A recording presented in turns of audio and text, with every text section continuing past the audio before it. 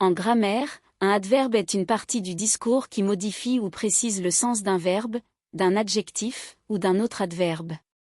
Il apporte des informations supplémentaires sur la manière, le lieu, le temps, la quantité, l'intensité, etc. Les adverbes peuvent être formés à partir d'adjectifs en ajoutant le suffixe -ment, par exemple, rapide rapidement, mais ce n'est pas toujours le cas. Ils peuvent également être formés à partir d'autres mots, ou bien ils peuvent être des adverbes indépendants qui n'ont pas de lien direct avec d'autres mots. Par exemple, il court rapidement. L'adverbe « rapidement » précise la manière dont il court. Elle habite ici. L'adverbe « ici » précise le lieu où elle habite. Ils étudient beaucoup. L'adverbe « beaucoup » précise la quantité d'études.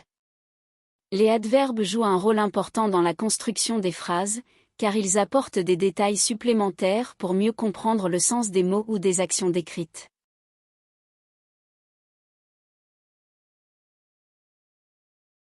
Les adverbes sont utiles pour les écrivains car ils permettent d'ajouter de la précision, de la nuance et de la richesse à leurs descriptions, actions et dialogues. Voici quelques bénéfices qu'ils apportent. Les adverbes aident à spécifier comment une action est effectuée.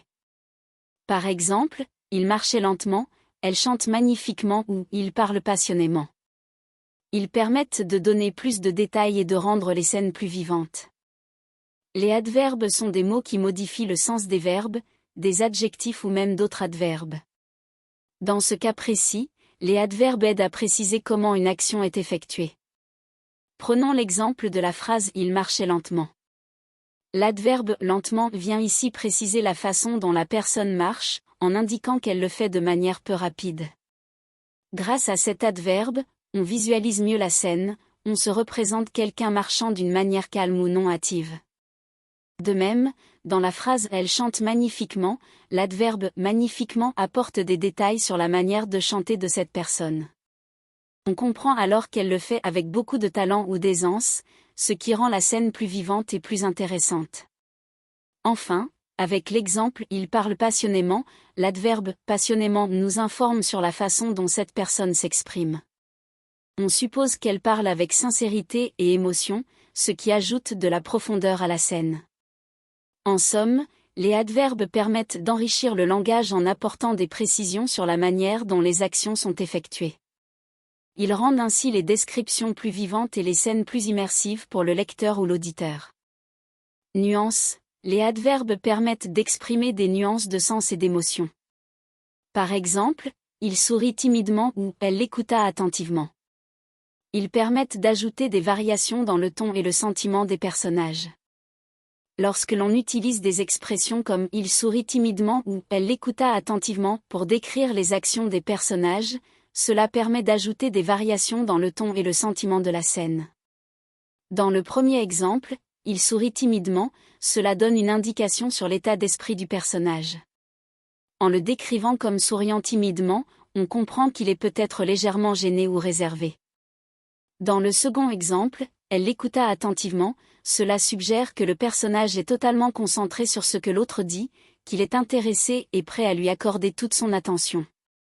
Ces expressions permettent donc de rendre les traits de caractère des personnages plus vivants et de dévoiler leurs émotions, en donnant des indications subtiles sur leur façon d'agir et de réagir. Efficacité. Les adverbes peuvent aider à éviter les répétitions en modifiant un verbe pour le rendre plus précis. Par exemple, plutôt que d'écrire « elle courait » à chaque fois, on peut utiliser des adverbes comme « elle courait rapidement »,« elle courait lentement », etc. L'efficacité dans l'utilisation des adverbes réside dans leur capacité à apporter une précision supplémentaire à un verbe et à éviter les répétitions.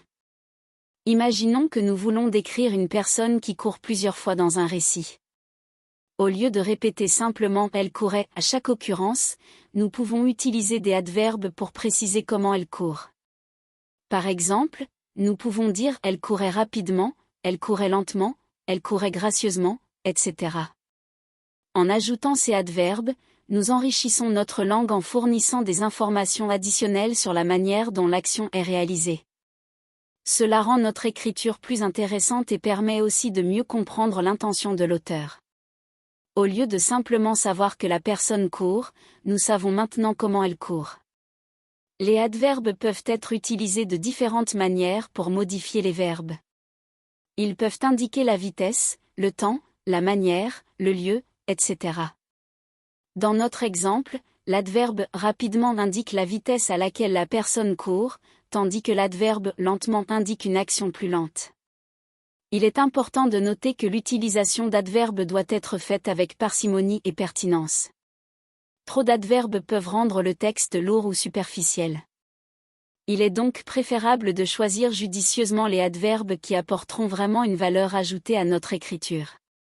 En résumé, l'efficacité des adverbes réside dans leur capacité à apporter une précision supplémentaire au verbe et à éviter les répétitions. Ils permettent de rendre notre écriture plus intéressante en fournissant des informations sur comment une action est réalisée. Cependant, il est important de les utiliser avec parcimonie et pertinence. Cependant, l'utilisation excessive des adverbes peut présenter quelques risques. Redondance. Si l'écrivain utilise trop d'adverbes, cela peut donner l'impression qu'il manque de confiance en ses propres mots et qu'il utilise des béquilles pour exprimer ses idées. Cela peut rendre la lecture lourde et artificielle. Lorsqu'on parle de redondance dans l'écriture, cela fait référence à l'utilisation excessive d'un élément ou d'une construction linguistique qui n'apporte pas vraiment de valeur supplémentaire au texte. Dans ce cas précis, il s'agit de l'utilisation excessive d'adverbes. Un adverbe est un mot qui modifie ou apporte des informations supplémentaires à un verbe, à un adjectif ou à un autre adverbe. Par exemple, dans la phrase « il court rapidement », le mot « rapidement » est un adverbe qui modifie le verbe « court ». Lorsqu'un écrivain utilise trop d'adverbes, cela peut donner l'impression qu'il manque de confiance en ses propres mots. Il a l'impression que ses mots ne sont pas suffisamment forts ou explicites, il utilise donc des béquilles pour renforcer ou préciser ses idées. Cependant, cette utilisation excessive des adverbes peut rendre la lecture lourde et artificielle. Au lieu de permettre au lecteur d'imaginer et de ressentir les actions décrites, les adverbes en surplus peuvent créer un excès d'explications qui peuvent rendre la lecture moins fluide et plus artificielle. Par exemple, au lieu d'écrire « il court rapidement vers la porte », il serait préférable d'écrire « il se précipite vers la porte ». Cette dernière phrase est plus concise, plus fluide et laisse plus de place à l'imagination du lecteur. En résumé, l'utilisation excessive d'adverbes peut donner l'impression que l'écrivain manque de confiance en ses propres mots et utilise des béquilles pour exprimer ses idées. Cela peut rendre la lecture lourde et artificielle. Il est donc préférable d'utiliser les adverbes avec parcimonie et d'opter pour des formulations plus concises et évocatrices. Manque de précision. Certains adverbes généraux comme bien, mal, vraiment peuvent être vagues et ne précisent pas suffisamment l'action ou l'état.